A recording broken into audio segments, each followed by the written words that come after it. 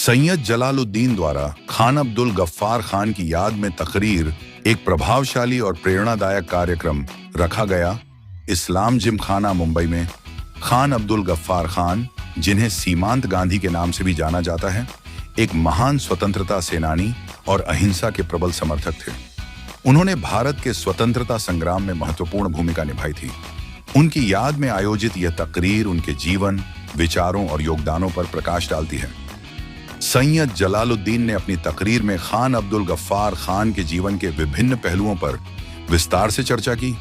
उन्होंने बताया कि कैसे खान साहब ने पठानों को एकजुट करने और उन्हें स्वतंत्रता संग्राम में शामिल करने के लिए अथक प्रयास किए। उन्होंने खुदाई खिदमतगार आंदोलन के बारे में भी बताया, जो खान साहब द्वारा स्थापित एक अहिंसक संगठन था। जलालुद्दीन ने खान अब्दुल गफ्फार खान के विचारों पर भी प्रकाश डाला। उन्होंने बताया कि खान साहब अहिंसा, भाईचारे और एकता के प्रबल समर्थक थे। उन्होंने हमेशा लोगों को प्रेम और शांति का मार्ग अपनाने के लिए प्रेरित किया। यह तकरीर खान अब्दुल गफ्फार खान के जीवन और विचारों को समझने के लिए एक महत्वपूर्ण स्रोत है। यह हमें उनकी महानता और देश के प्रति उनके योगदानों का स्मरण कराती है। देखिए, ऐसा है, खान अब्दुल गफ्फार खान साहब की एक ऐसी शख्सियत है जो बड़े बदनसीब रहे इस मामले में कि अगर हिंदुस्तान की जेलों में उन्होंने 14 साल गुजारे तो 23 साल पाकिस्तान की जेल में गुजारे। उन्होंने दो कौमी नज़रिया जो है उसकी कभी हिमायत नहीं की, टू नेशन थियरी की।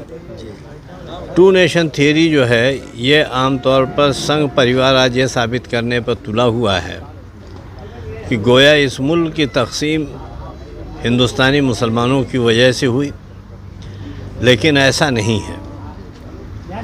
हिंदुस्तान की तकसीम हिंदू फ़िरका परस्ती, हिंदुओं की मतलब जो है वो सियासी ताकतें जो मुसलमानों के लिए दिलों में नफ़रत रखती थीं, उनकी देन है। सबसे पहले टू नेशन थियरी का अगर ख्वाब किसी ने पेश किया तो लाला लाजपत राय ने किया, जो हिंदू महासभा के सदर थे।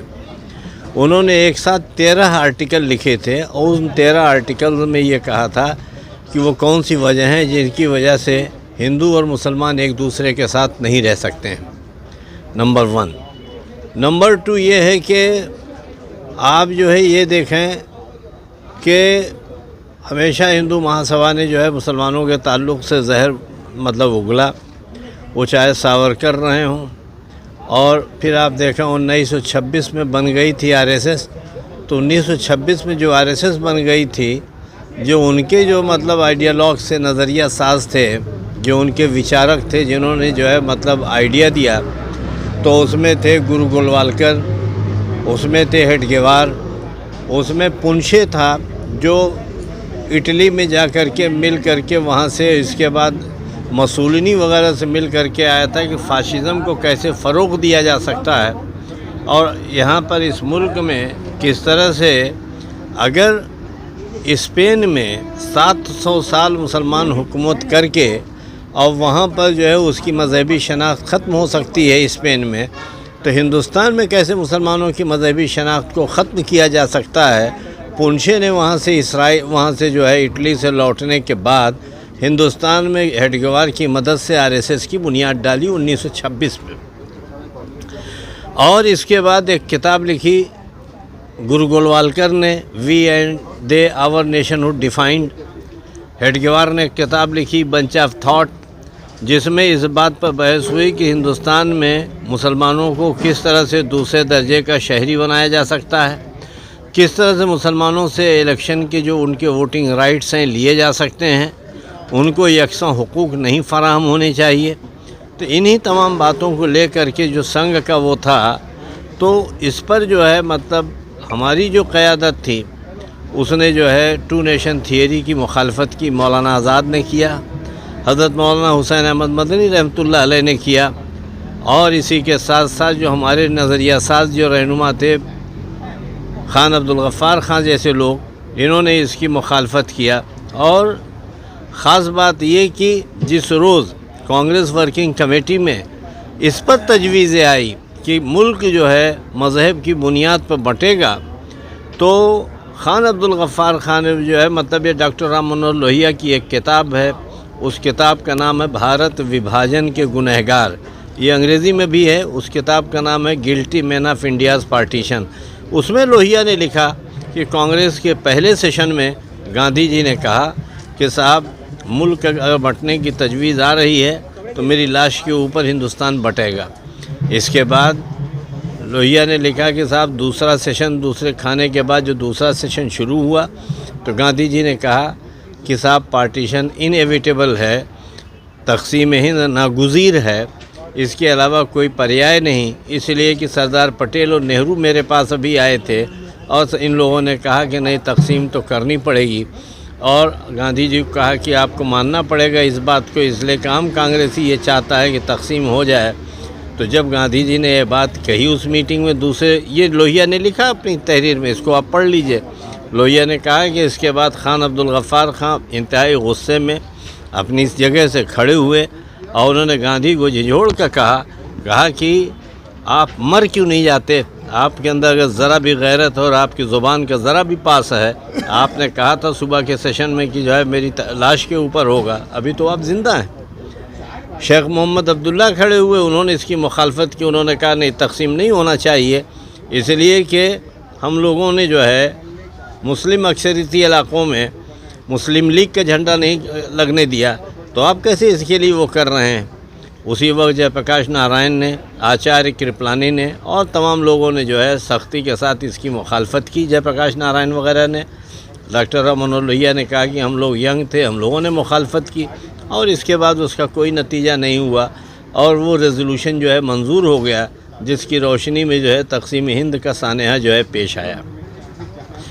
तो खान अब्दुल गफ़्फ़ार खान एक बहुत बड़ी शख्सियत इस मामले में थे। और दूसरा ये जो है, उस आदमी की इस बात में जो है तारीफ़ करनी पड़ेगी, जब पूरे हिंदुस्तान में जो है आग लगी हुई थी। उस वक्त के हिंदुस्तान से मुराद हिंदुस्तान, पाकिस्तान, बांग्लादेश तीनों शामिल है। जब आग लगी हुई थी और इसमें एक रिकॉर्ड के मुताबिक 10 लाख लोग कम से कम मारे गए, तारीख़ में इसका ये आता है कि 10 लाख लोग मारे गए। जो 10 लाख लोग मारे गए उसमें ऐसा है कि एक बूंद खून नहीं गिरा जो है खैबर पख्तूनख्वा में, जो पहले सूबा सरहद कहलाता था। इसलिए कि खान साहब के लोगों ने वहाँ पर पूरी उसकी ज़िम्मेदारी के साथ वहाँ के हिंदू जो है थे उनके घरों की हिफाजत का काम किया और इसके बाद उन लोगों को बड़ी हिफाजत के साथ हज़ारों पठानों की मौजूदगी में उन हिंदुओं को ला करके हिंदुस्तान की सरहद पर छोड़ने का महफूज तरीके से काम किया। और आज की तारीख़ में खान साहब के नाम पर एक अस्पताल बन गया। संघियों ने जो है फरीदाबाद में, संघियों ने उस अस्पताल का नाम उनके नाम से हटा करके अटल बिहारी हॉस्पिटल कर दिया। तो एक गंदी जहनीत, एक छोटी सोच, बदतरीन जहन जो इस तरह की हरकत कर रहे हैं, कहीं न कहीं उनका मुकाबला अगर हमको करना है तो सरहदी गांधी जैसे लोगों की ही खिदमात को सामने ला करके ही हम इन लोगों के साथ हम गुफ्तगू कर सकते हैं, अपने कंट्रीब्यूशन का जिक्र कर सकते हैं और इस संघी नज़रिए का मुकाबला कर सकते हैं। ये ऐसा है मियाँ, इस मुल्क में बड़े ज़ोर से हर आदमी आज की तारीख़ में इनकलाब जिंदाबाद का नारा लगाता है। ये इनकलाब जिंदाबाद का नारा हसरत मोहानी का दिया हुआ है। जब गांधी और नेहरू की ज़ुबान जो है उनके तलवे में चिपक जाती थी, उनकी हैसियत नहीं थी कि वो बात करें संपूर्ण स्वराज की मुकम्मल आज़ादी की, तो उस वक्त जो है ये जो है क्या कहना चाहिए, जनाब फजल हसन हसरत मोहानी साहब ने उस वक्त कांग्रेस के इजलास में मुकम्मल आज़ादी का मुतालबा किया और उन्होंने कहा कि संपूर्ण स्वराज चाहिए, जबकि कांग्रेस उस बात के लिए तैयार नहीं थी। और कांग्रेस के उस इजलास में गांधी जैसे लोग थे, उनकी हिम्मत नहीं थी कि इस पर गुफ्तगू करें, तो ये किया हसरत मोहानी ने। आपको और बताएं, आज आप इतना बड़ा तिरंगा लहराते हैं, ये तिरंगा किसने डिज़ाइन किया? कामिला बदरुद्दीन ने किया। ये जो है आज ही तारीख़ में इस मुल्क में मुख्तलिफ़ चीज़ें मुख्तलिफ़ जगहों पर इसको जो है मुल्क की आज़ादी में जो मुसलमानों का कंट्रीब्यूशन है, बदकिस्मती की बात यह है कि हम अपनी नई नस्ल तक उन नामों को, मोहतरम नामों को पहुंचा नहीं पा रहे हैं। ये आज की तारीख़ में हम सब का फरीज़ा है कि वक्तन फ़वक्तन हम लोग अपने बुज़ुर्गों को याद करें, चाहे वो हज़रत मौलाना हुसैन अहमद मदनी रहमतुल्लाह अलैह हों जिन्होंने जो है बड़ी संजीदगी के साथ और ज़िम्मेदारी के साथ मुल्क के बंटवारे की मुखालफत की थी, चाहे वो जो है सैयद महमूद साहब हों या ये आपके क्या कहना चाहिए हसरत मोहानी हों, या इस तरह से जो है आपके सामने जो दूसरी शख्सियात हैं मौलाना आज़ाद हों, उनके कंट्रीब्यूशन को हम लोगों को बिल्कुल उसी तरह याद करना चाहिए जिस तरह से दलित अम्बेडकर को याद करता है, हमको मौलाना आज़ाद को उसमें भी याद करना चाहिए। बदकिस्मती की बात यह है कि पार्लियामेंट में खराज पेश करने के लिए अम्बेडकर जयंती के मौके पर सैकड़ों की तादाद में जो है एमपीज़ जो है जा कर के वहाँ पर उनको खराज पेश करते हैं। मेरे पास रिपोर्ट है कि इस साल मौलाना आज़ाद की बरसी के मौके पर, जयंती के मौके पर 11 नवंबर को शायद कोई नहीं गया था।